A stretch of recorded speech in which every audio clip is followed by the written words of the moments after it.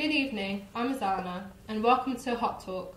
Our weekly programme, we will aim to give you, our viewers, the hottest news stories of the week. All news stories are picked by students and debated by students. So this week on our panel, we have Berdia, Katie, and Michelle.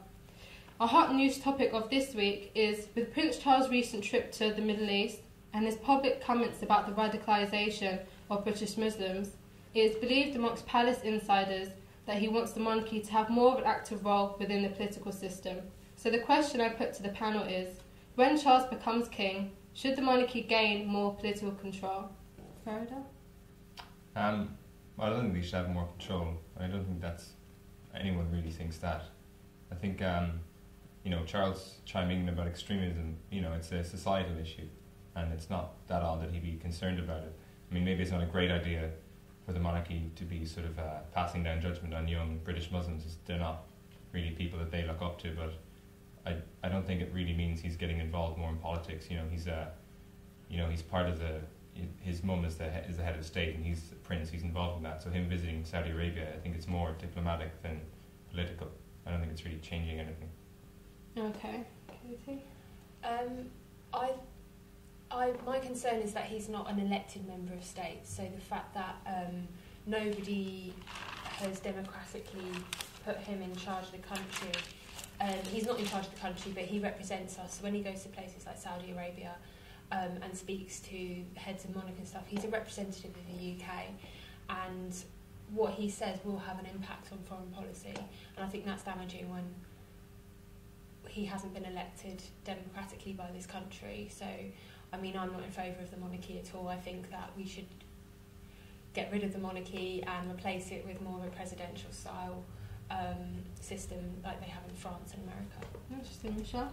Maybe it shouldn't be an internal decision taken from the royalty in order to have more and more political involvement, but towards the issues that has been going on around the past couple of years with religious morals being employed in order to make a warfare, they should be more involved, and they should be given more representation. I think the monarchy is a favourable kind of an ambassador role model towards foreign nations. Yeah, well, I mean, according to The Guardian in 2013, Whitehall papers prepared by the cabinet lawyer show that at least 39 British law bills have been subject to senior royals' power to consent or block new laws. So Charles himself has been asked to consent 20 pieces of legislation which obviously affect us.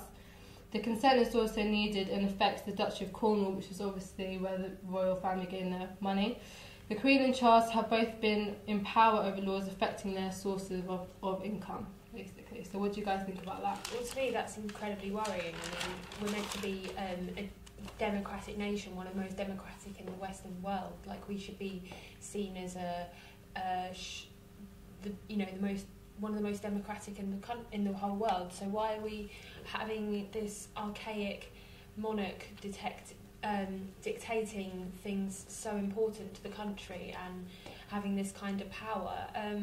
Aside from that, I just think the monarchy is so insulting, in fact, to like the millions of people over this country who are struggling with basic things that there's cost of living standards. Yeah. And I know there's the argument which people bring up time and time again, which is they bring in more money than they let out, but it's symbolic of social structure, and I think that is really damaging. Yeah, well, I mean, the Queen's personal wealth is 33 million, so yeah. Farida, what do you think about the royal family being able to block or consent laws of legislation? Well, as far as I know, has the Queen ever used her veto power to block a bill? I don't think she has. I think it's more... 39 laws that they've been allowed to... But they just consent to or block. She blocked a law in 1999 which was about British involvement within Iraq, so it was going to change the law from the power to have arms in Iraq from the monarchy to the British government. So she blocked that law. And she blocked it all on her own accord. Well, then I think that should be changed. I don't think the monarchy should be allowed to have any say really in politics. Yeah. As far as I know, they don't get involved too much really, because if they did, I think that would cause a lot of backlash and work against them. I think Yeah. they're smart enough to know not to do that. But I don't think they should be allowed to do that. Yeah. But as far as not having a monarchy goes, I think it's part of British heritage, really. I think when you start to get rid of heritage, once it's gone, you can't get it back. And what's a country without its history, really? Yeah. In terms of social, the argument that it's an insult to people that are poor. I mean, if you do have a republic system, the president of Ireland lives in a gigantic house in Phoenix Park. It's sort of the same system, unless you want your president to live in a hovel. But at least he's democratically elected. Sure, but I mean, I think the argument of having the royal family in place is that it's a part of British history, and once it's gone, you can't get it back. I don't think it's really an insult to the poor to have a royal family. I mean, we still have capitalism and rich people even if they're gone. It's not going to change that one bit. But then the question is also, do we think that we as the British public would trust the monarchy enough to have more political power? I don't think they should, really. Sorry. You go ahead. Sorry, I believe that it should happen as in Spain due to the high corruption level that has arisen the last couple of years. Even the own monarchy members have stolen money from the banks of Spain and from the taxpayer. I believe that it should be given kind of like a protection of that heritage, he's saying, because once we get things away, we cannot take them back. Yeah. As the bullfighting in Spain, if we take that back, what kind of culture will we have in the future? But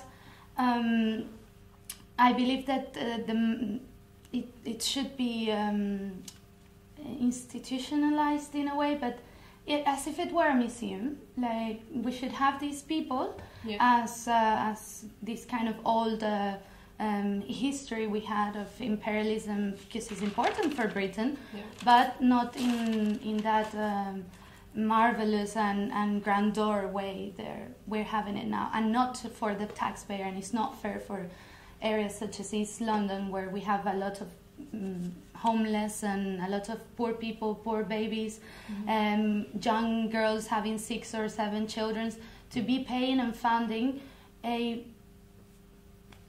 celebrity Big Brother. Well, I think it's important to note that a lot of people say that the biggest benefits grinders, that the monarchy don't actually take away anything from the tax system. They get a salary from the government, but that's not paid for by taxpayers. The money from the land that they own actually goes to the government, and that was a deal that I can't remember which one. It was one of the Georges made, that all of their land, money will go to the government. So they're actually literally putting more in than they take out. But in saying that, last year the cost of the monarchy rose by 6%, which is double the rate of inflation. And that was their salary. But a lot of that money went to the upkeep of the palaces by 45%. Okay. And the Queen's official expenditure went up, so it now is currently 35.7 million, which per person costs the taxpayer 46p. But still, it's the question: do we still want 46p to go to people who clearly have enough money to sustain themselves? No, that's a lot of money. That money could be better spent on improving our NHS, sorting out the police force. There's numerous things that is desperately, public services are desperately in need of money. Mm-hmm. And the other thing is that all this privately owned land and property, like, they own numerous palaces across the country, palaces that should be, I mean, I know they open their doors for a few days a year often to let in visitors, but these are palaces should be owned by the people, that should be able to all enjoy. They belong to the country. I don't think one very, very rich small family should be in possession of such great. These palaces are British history, and in a way, having the monarchy is almost taking it away from what we have as our history. Have them having it in their private possession. It should be enjoyed by all. Yes, you think it should be sort of like Paris, where they have, you can go to the city of Versailles, but they don't necessarily have a family. But on the other hand, most of the past royals, they have offered their own private collections as items for museums, and they have dialogue with other nations in order to have pieces of other histories here. I don't think they go far enough, though. I think that, I mean, the Queen has an enormous collection of important British paintings in her private collection that aren't seen by the people of this country and the visitors who come to this country. They should be on display in the National Gallery or in a new gallery which has the space to hold all of these things. Why should she have the only right to see these important works of art? Yeah, let's look further from it. Well, I suppose you're right about the paintings. They should be for everyone to put in the museum. But I think to go back to the argument about this money should be spent on the NHS, it is pretty much a non-argument, because if the government takes away the royal salary, then they've broken that contract, and the royals will just say, okay, we'll just live off the land that we own, that belongs to them, and unless you want to undermine the rule of law and snatch land from people that actually have a deed to it, then the government is actually losing money. That makes more money for them than they're spending on the royals for tax. So you're actually making less money, and you can't just take the land off them because it's against the law of this country. So unless you want to change the law that you can that the government can decide which land people can't have, which is a lot more dangerous. Well, if we had a revolution of the monarchy, you could take the land off them. Well, save an actual Bolshevik revolution, that's probably not going to happen. Even as it stands now, as we said, from the Guardian's recent exposure of Whitehall documents, that even if the government did want to bring in a law to reduce how much money the monarchy does have, the Queen and other senior royals have the ability to block that law from going through, regardless. So I also think that that's an issue which needs to clearly be addressed. Yeah. I believe that there should be a reduction of the members of the royalty. There should be two representatives of that institution, because it's an institution nowadays and needs to be recognized as that. For example, the Spanish monarchy was reduced into the Queen Letizia, King... I forgot his name. Yeah, I forgot his name. I'm sorry for that. But yes, they reduced into his family, his two daughters, and that's it. Because from the old past format of that monarchy of the Queen and the King and all of those songs and their sisters and so on, aunties, and we don't. They found out that we don't need that big statement. Yeah. It's really misused statement of people. Well, in 2012, there was a poll by the British public which says the Queen actually has 90% rate satisfaction, which is more than Cameron and Miliband. The British public is having the 79% in favour of Britain actually remaining in a monarchy system, and 60% think that Britain will still have a monarchy in 50 years. So what do you guys think about those statistics there? Well, I think that could be all due to change at the arrival of Prince Charles and his tendency to get too involved in political UK politics. So fingers crossed from my perspective that when he comes in, he's just going to tear it all up and undo all the work that the Queen has done to keep her very high approval rating. That's my hope. Rhoda? I think that actually could happen, because during the whole Diana controversy, her approval rating was right down. Yeah. And so support for a republic was kind of a bit higher. So it does depend on the monarch. I hope Charles doesn't do a crap job. I mean, he's not a very likeable person, and it could happen, but I don't think it's going to be the last straw for people. I think they're not going to get rid of the monarchy based on that. Yeah, and lastly, Michelle? I believe that it will collapse. It won't exist, and it's something from evolution. We need to progress, and we are not living in the Middle Ages anymore. Yeah.